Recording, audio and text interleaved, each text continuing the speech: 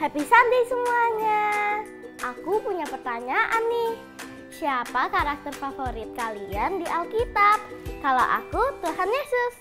Hari ini kita mau mendengarkan karakter yang keren-keren di Alkitab. Ayo kita siapkan hati kita untuk menyanyi dan mendengarkan firman Tuhan. Selamat beribadah. Shalom adik-adik. Mari kita menyanyikan lagu untuk menyembah Tuhan. Kau temanku, ku temanmu, kita selalu bersama. Seperti mentega dengan roti. Kau temanku, ku temanmu, kita selalu bersama. Seperti celana dengan baju.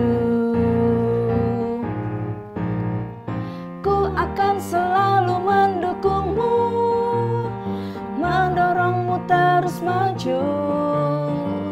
Dan bila ku sedih, aku akan mendorongmu dalam Tuhan. Kau temanku, ku temanmu, kita selalu bersama. Seperti mentega dengan roti.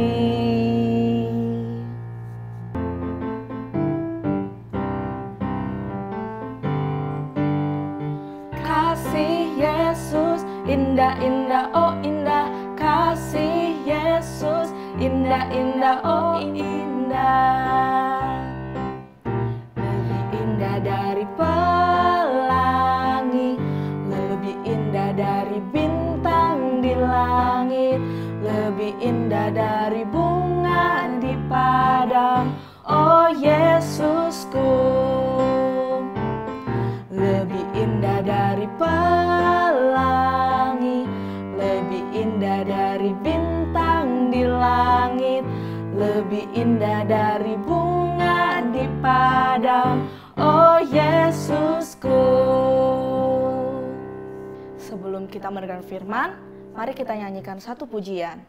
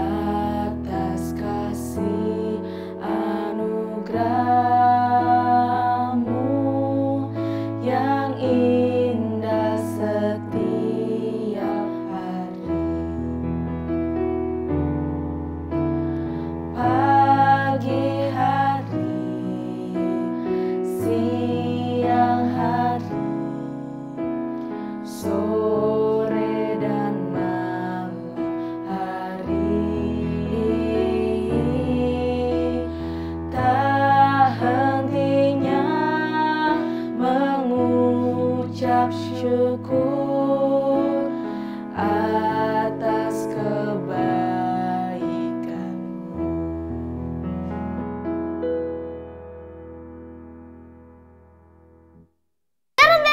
Kenapa Gerald? Kenapa panik gitu? Besok ada tugas matematika, aku lupa bawa bukuku. Gak usah panik Gerald, kan masih ada bukuku. Terus ntar kamu kerjainnya gimana?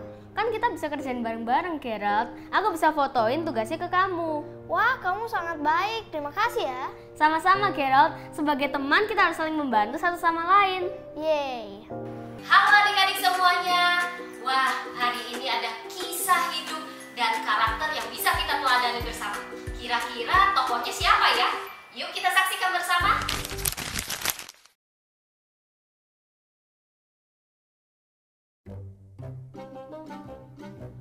Dahulu kala, di tanah Israel hiduplah sebuah keluarga.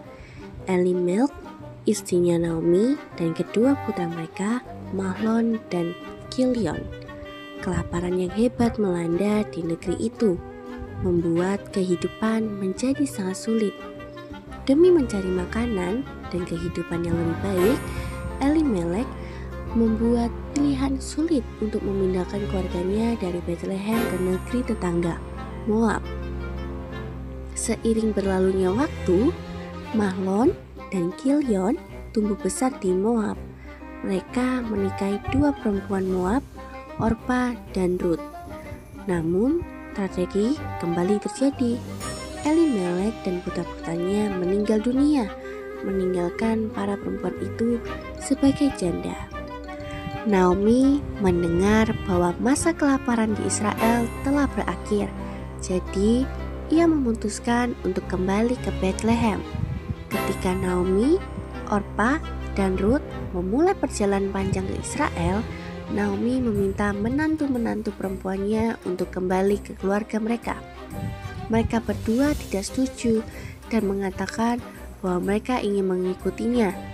Naomi menjawab, "Mengapa kalian harus ikut denganku? Apakah aku masih bisa melahirkan anak laki-laki lain yang kelak akan menjadi suami kalian? Tidak, anak-anakku, kembalilah ke rumah orang tua kalian." Orpa memutuskan untuk pulang, namun Rut memeluk erat Naomi. Naomi mendorong Rut untuk kembali kepada bangsanya dan kepada dewa-dewanya, tetapi ia menolak.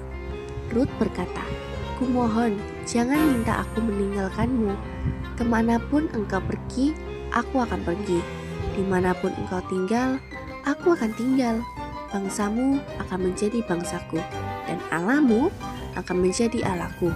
Bahkan dalam kematian, kita tak akan terpisah." Melihat tekad Rut, Naomi tidak berkata apa-apa lagi. Maka mereka berdua pun berangkat kembali ke Bethlehem. Mereka menghadapi banyak tantangan karena para janda pada masa itu hanya memiliki sedikit uang atau makanan untuk diri mereka sendiri.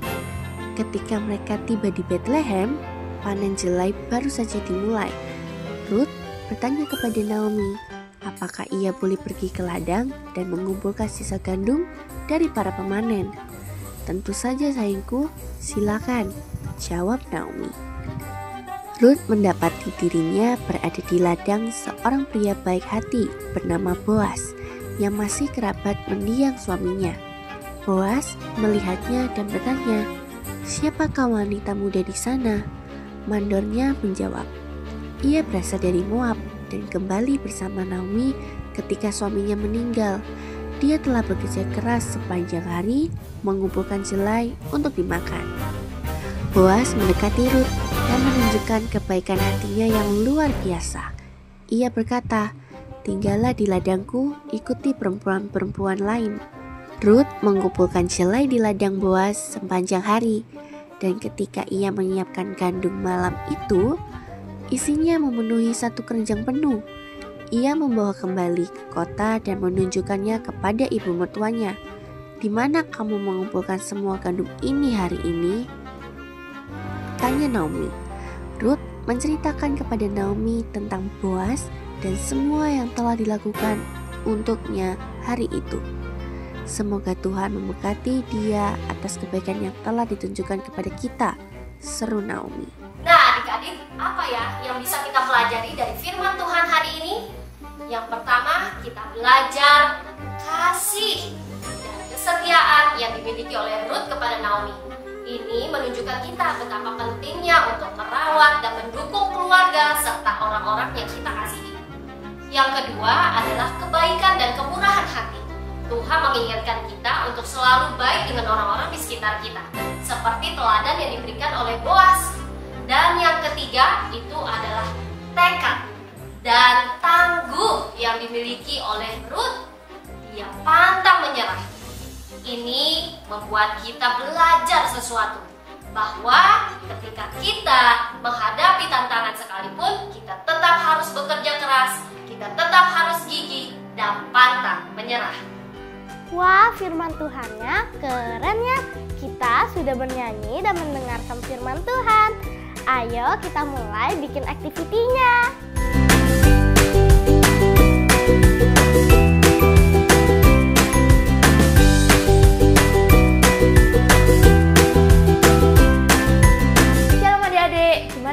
hari ini. Seru kan? Sekarang kita akan membuat keranjangnya Ruth. Berikut bahan, alat, dan cara pembuatannya.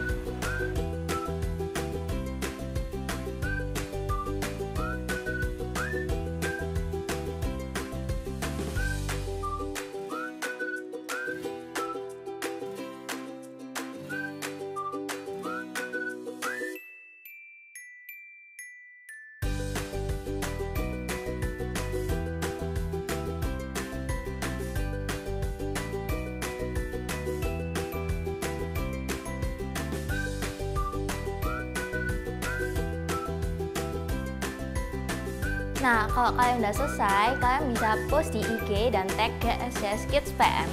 Bye-bye!